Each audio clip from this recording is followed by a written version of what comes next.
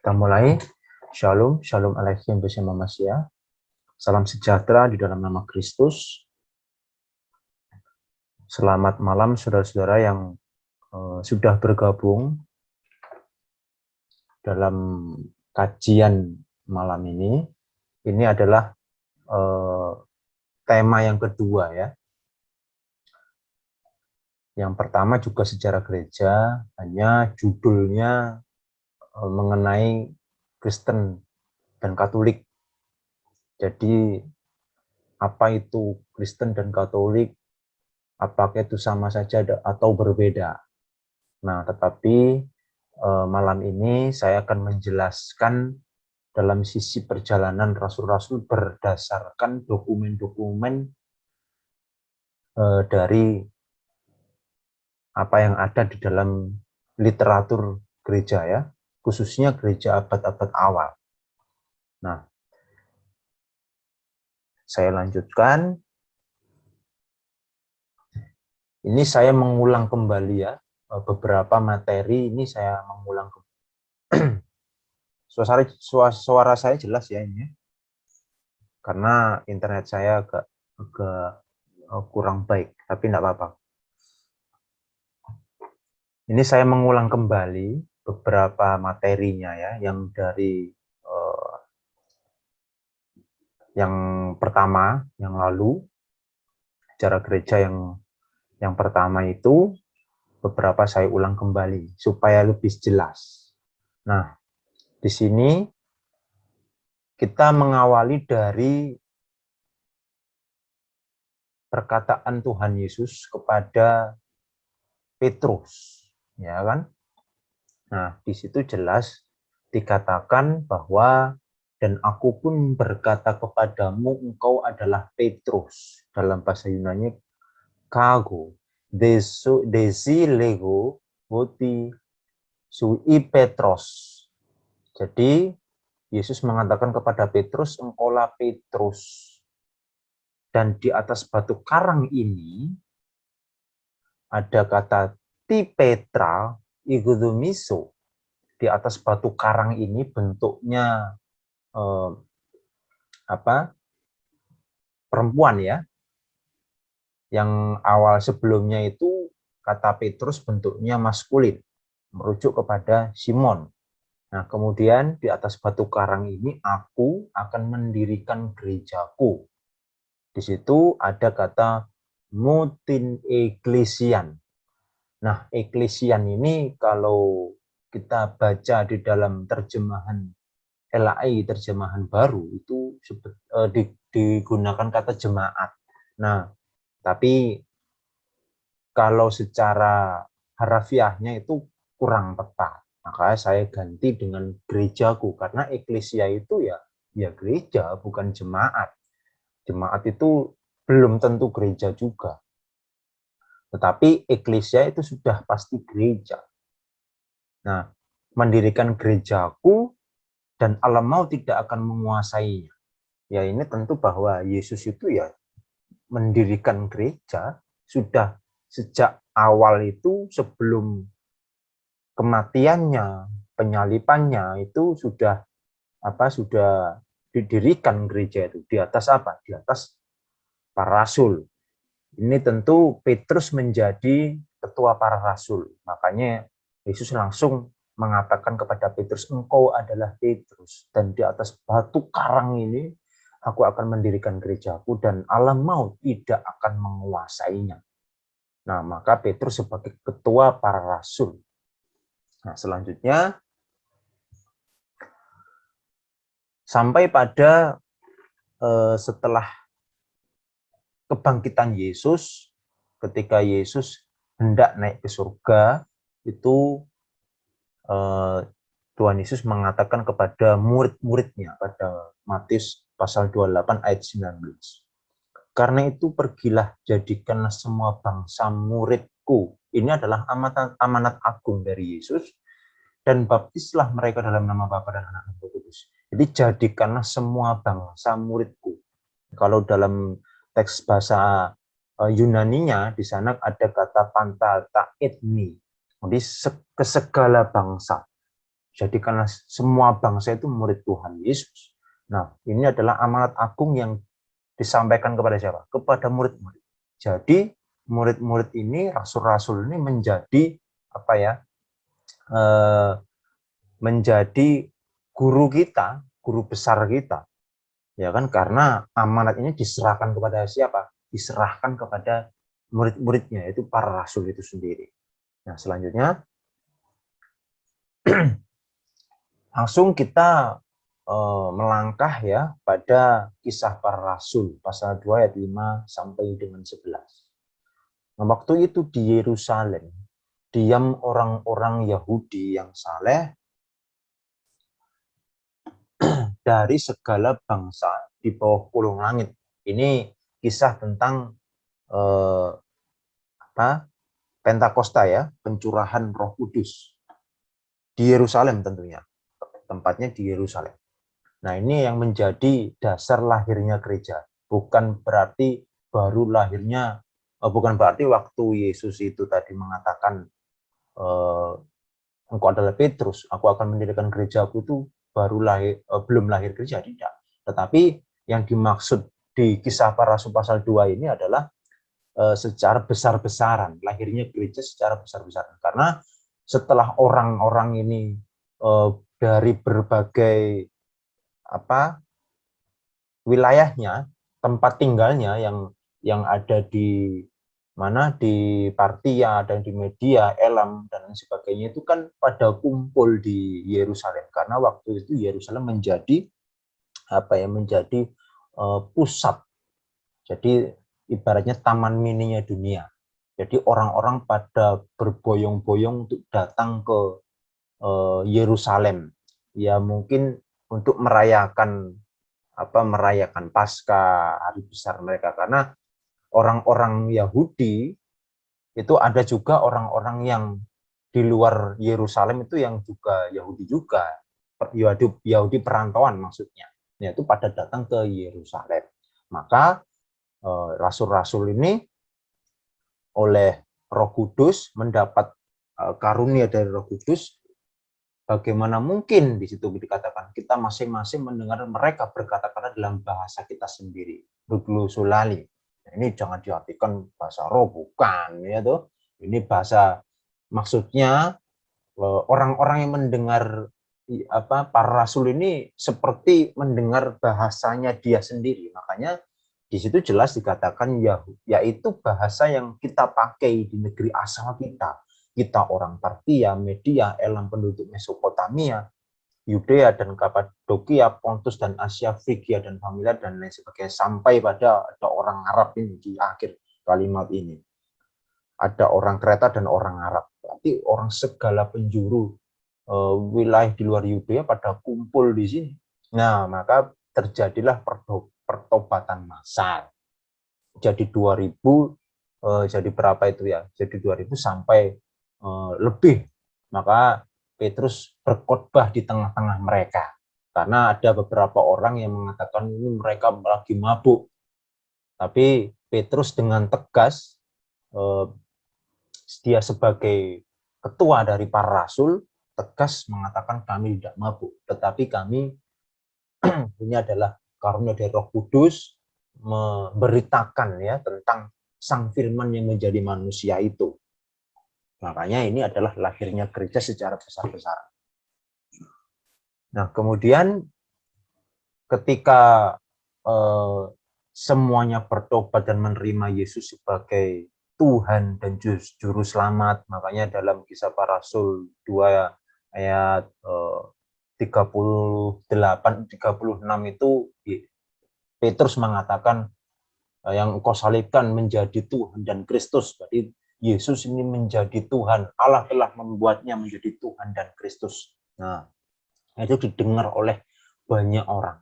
Nah, kemudian singkatnya adalah pemberitaan itu menyebar luas ya, menyebar luas di tanah Yerusalem ya, tanah Yudea, sehingga banyak orang yang menjadi pengikut Kristus, menjadi Kristen.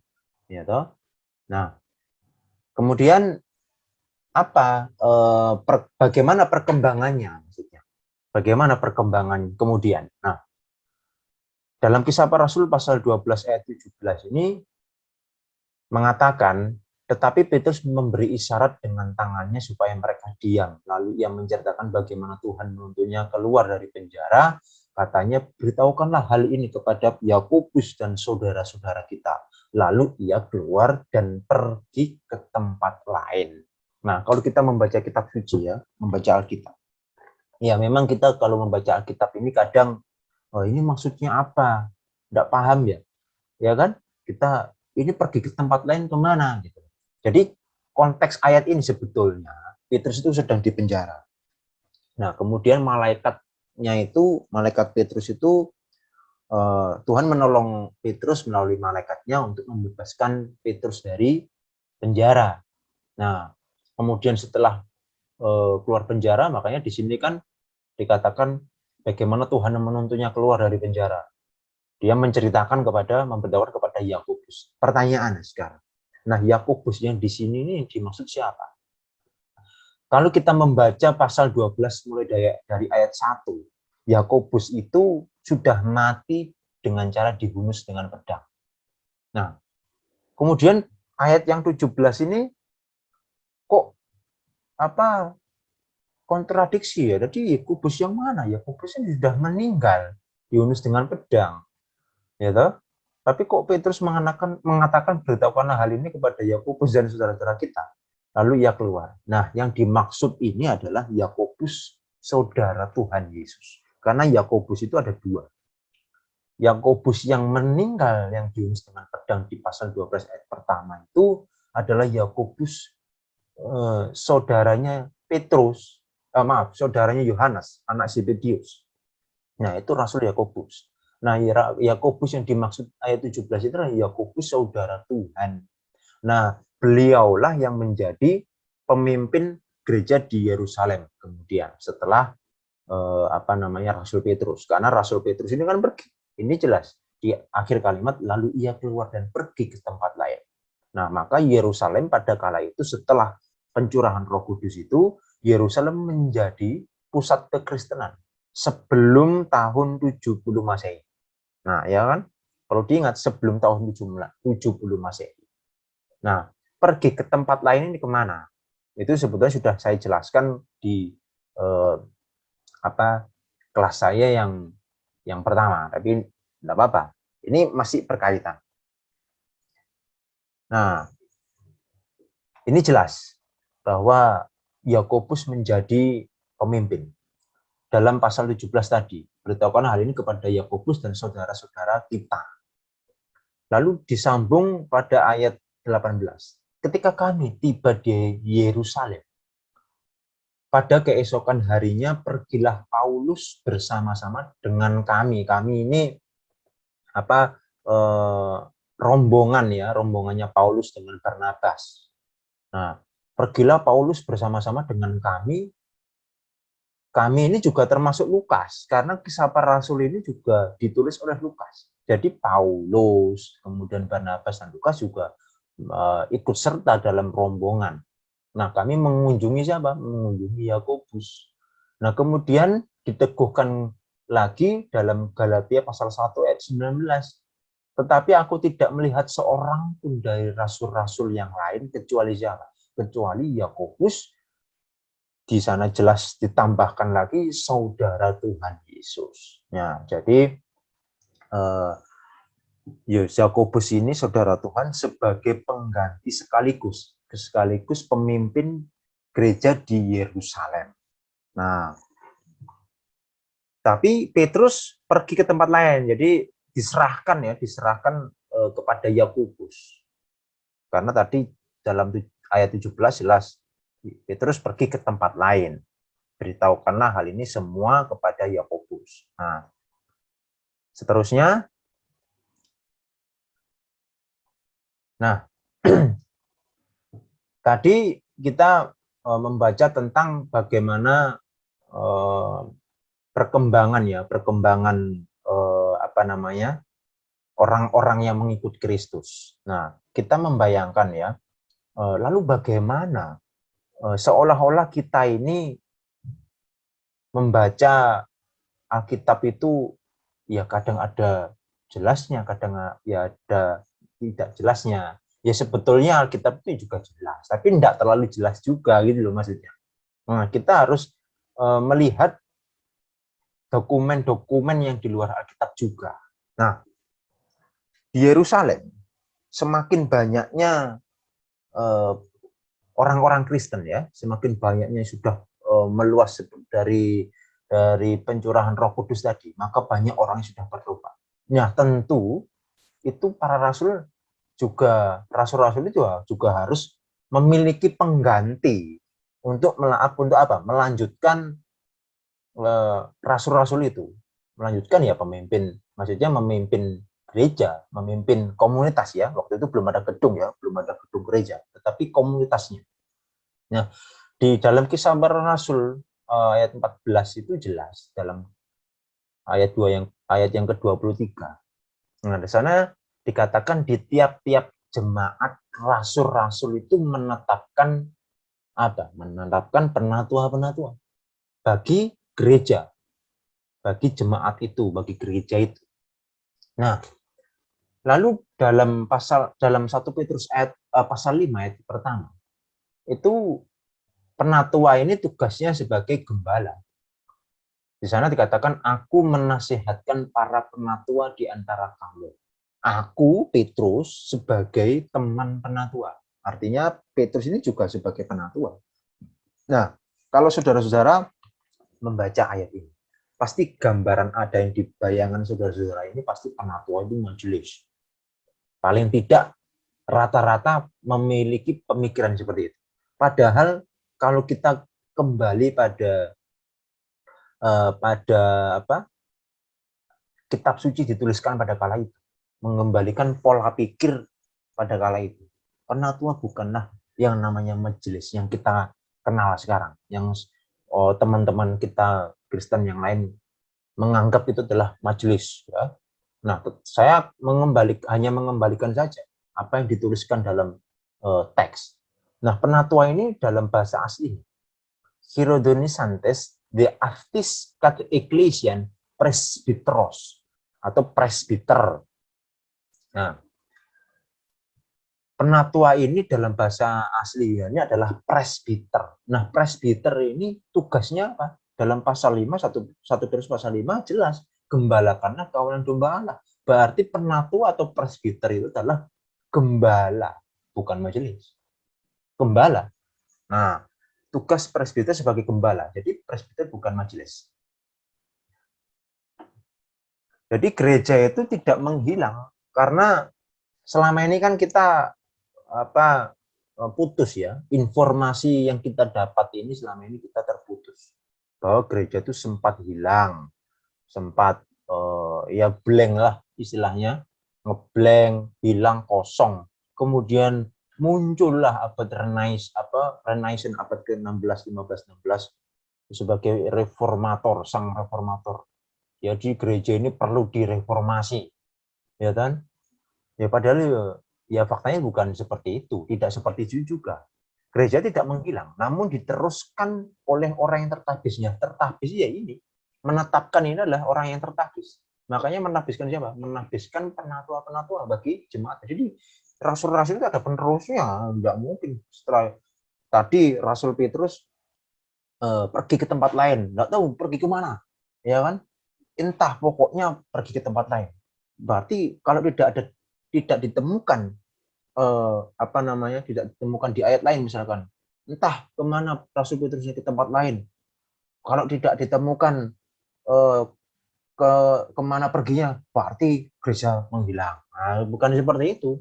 Artinya ini ada penerusnya. Nah, kita lanjutkan. Itu tadi adalah seorang penatua atau presbiter.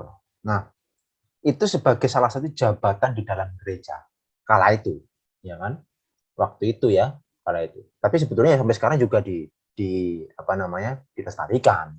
Nah, jabatan masih dilestarikan sampai sekarang. Yang tadi penatua yaitu presbiter, yang sekarang selain dari penatua adalah pendiri jemaat. Di dalam 1 Timotius pasal 3 ayat pertama. Benarlah perkataan ini, orang yang menghendaki jabatan penilik jemaat, menginginkan pekerjaan yang indah. Nah, penilik jemaat itu apa, Pak? Dalam bahasa aslinya jelas. Pistos, logos.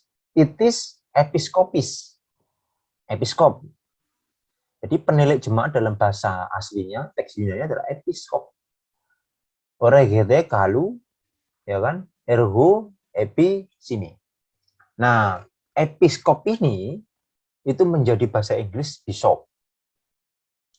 Yang kemudian menjadi bahasa Arab al-uskuf. Nah, kemudian lari ke Indonesia menjadi kata uskup. Nah, kalau saudara-saudara mengenal kata uskup, ya itu dengar-dengar dari siapa, teman-teman siapa, teman-teman Katolik, teman-teman siapa, teman-teman dari gereja, dari teman-teman Ortodoks itu ada kata uskup. Nah, kalau sudah mendengar ini ya, uskup itu ya ini, episkop ini. Kalau di dalam Alkitab, teks aslinya adalah episkop. Uskup ini adalah episkop. Yang diterjemahkan ke dalam bahasa Indonesia terjemahan baru LAI adalah penilik jemaat ini. Jadi selain presbiter seorang perang tua tadi ada episkop sebagai apa? Sebagai penerus para rasul. Nah, jadi rasul itu ada penggantinya, ada penerusnya. Ini menjelaskan bahwa gereja itu tidak hilang. Nah, kita lanjutkan.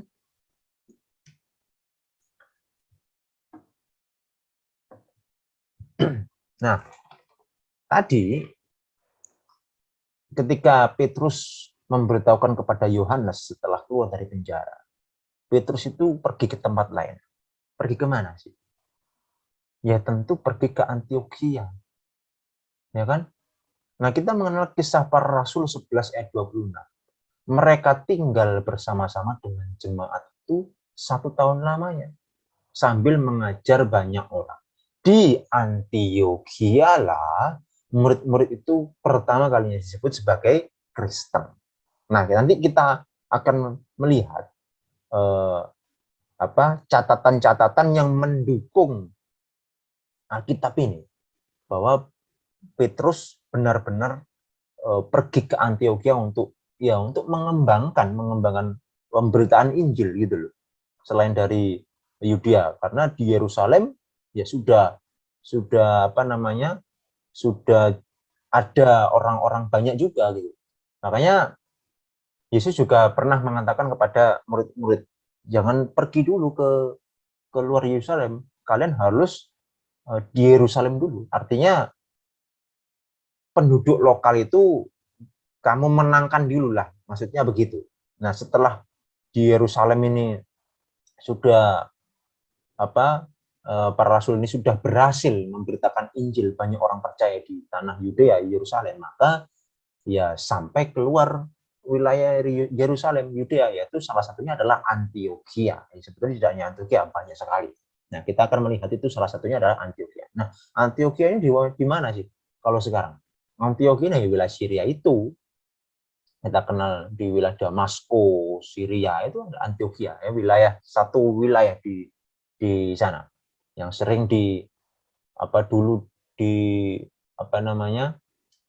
diserbu oleh ISIS itu. Nah, kita lanjutkan. Ini adalah dokumen dari Santo Hieronymus. Nah, Santo Hieronymus itu adalah bapak gereja, ya, salah satu dari bapak gereja. Beliau yang menerjemahkan Alkitab ke dalam bahasa Latin yang disebut sebagai Vulgata. Nah, inilah beliau, Santo Hieronymus dari Roma. Nah, dia juga selain menerjemahkan Alkitab ke dalam bahasa Latin yang disebut sebagai Vulgata, dia juga menuliskan karyanya ya yang berjudul The Viris Illustribus, artinya orang-orang yang ternama. Nah, salah satunya dalam bab 1 ini dia mengatakan Simon Petrus anak Yohanes dari desa Betsaida di provinsi Galilea. Jelas kan? Ini sama kan dengan Alkitab? Nah, saudara siapa? Saudara Rasul Andreas. Dan dirinya sendiri kepala para rasul. Nah, kepala para rasul kan, kalau kita hubungkan dengan Matius tadi nyambung, sama, bahwa Petrus di atas batu karang ini aku akan mendirikan gerejaku. Nah, diteguhkan dalam De Viris Illustribus, Petrus sebagai kepala para rasul setelah menjadi uskup gereja Antiokhia. Jelas kan? Nah, setelah Petrus ini memimpin di Yerusalem, dia juga keluar untuk memberitakan Injil di luar Yerusalem. Salah satunya ada Antiokhia. Maka di dalam tulisan Santo Hieronymus ini, jelas setelah menjadi uskup gereja Antiokhia dan berkhotbah kepada orang-orang percaya yang disunat di mana saja selain di Antiokhia, ada di Pontus, Galatia, Kapadokia, Asia, dan Bitinia, yang kemudian mendorong ke Roma pada tahun kedua Kaledius setelah Petrus di Antiokhia, dia juga pergi ke Roma. Nah, maka Alkitab itu tidak bisa dilepaskan dengan tradisi suci gereja purba. Nah, jadi gereja itu memiliki kekayaan yang begitu luar biasa. Jadi tidak hanya dibatasi dengan Alkitab saja, tidak bisa. Kita harus melihat dokumen-dokumen yang di luar Alkitab. Untuk apa? Untuk mendukung penulisan Alkitab itu. Kita kan selama ini nggak tahu kan, nggak tahu bagaimana kisah para rasul itu, kisah para rasul-rasul yang meninggal itu bagaimana. Tidak ada di Alkitab, tidak dituliskan di dalam Alkitab. Karena Alkitab itu hanya menuliskan tentang Sang Firman yang menjadi manusia. Nah, intinya Alkitab itu. Tetapi untuk mengerti isi dari Alkitab yang lain, ya kan, kisah-kisah yang lain itu ya ada di luar Alkitab.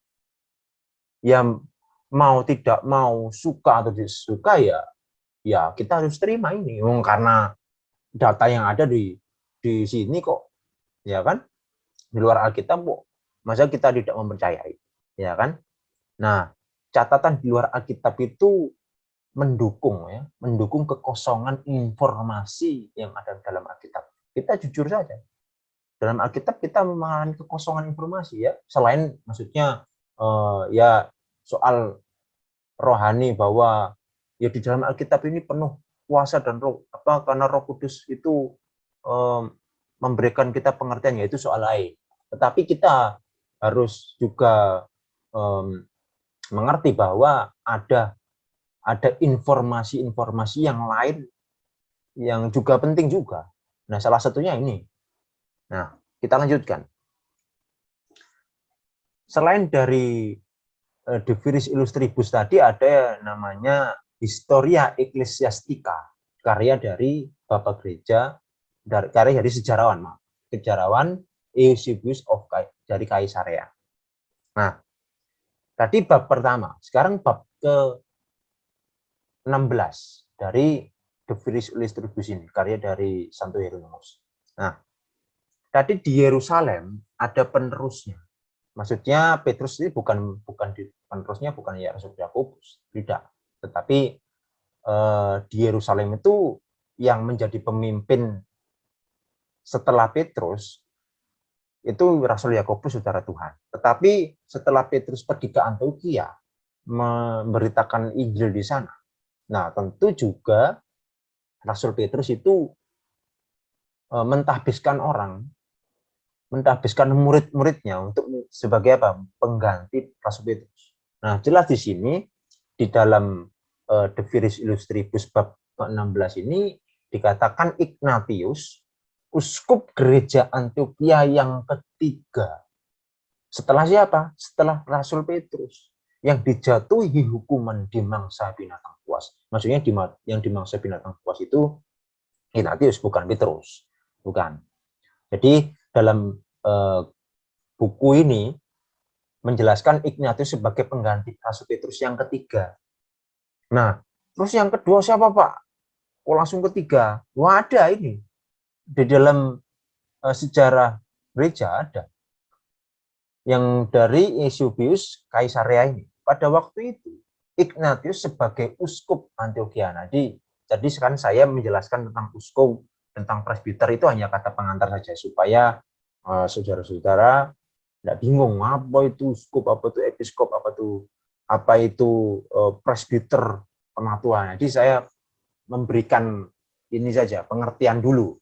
Jadi supaya ketika membaca buku atau tradisi yang di luar Alkitab, jadi bisa tahu, oh ini ada kata uskup, uskup gereja Antioquia. Nah ini pada waktu itu Ignatius sebagai uskup Antioquia yang kedua. Siapa yang pertama? Yang pertama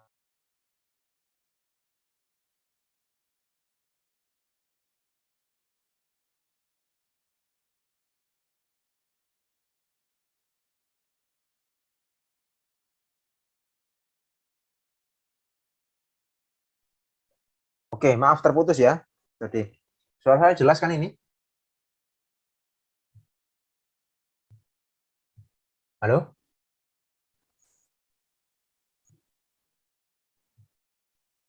Jelas, jelas. Ya, bentar. Ini, oke. Kita lanjutkan tadi. Nah, siapa yang pertama? Yang pertama, Evudius. Menurut catatan dari Eusebius dari Kaisaria. Simeon juga pada waktu itu adalah penguasa kedua dari gereja di Yerusalem.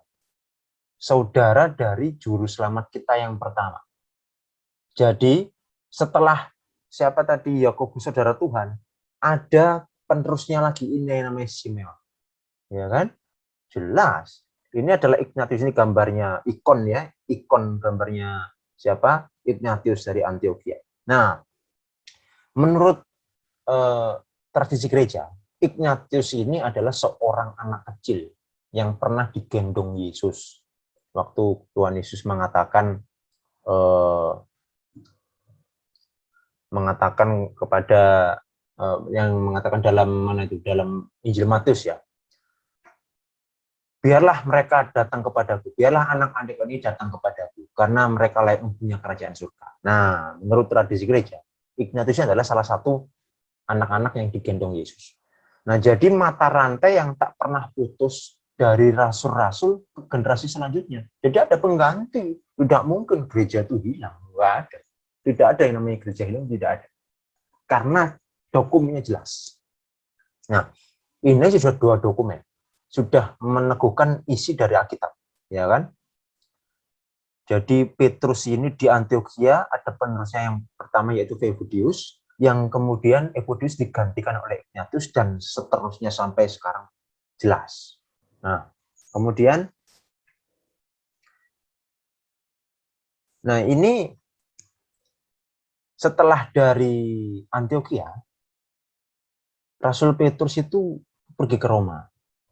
Nah, tercatat di dalam karya Santo Irenaeus dari Lyon. Di dalam bukunya yang disebut Versus Heresis. Artinya apa? Artinya melawan bidat-bidat. Nah, siapa Pak Irenaeus ini, Pak? Irenaeus itu muridnya Polikarpus. Nah, Polikarpus itu muridnya langsung Rasul Yohanes. Nah, jelas kan? Jadi ada kesinambungan, ada estafetnya. Kalau dalam Islam itu sanadnya. Jadi dari Rasul Yohanes punya murid namanya Polikarpus, Polikarpus punya murid namanya Irenaeus ini.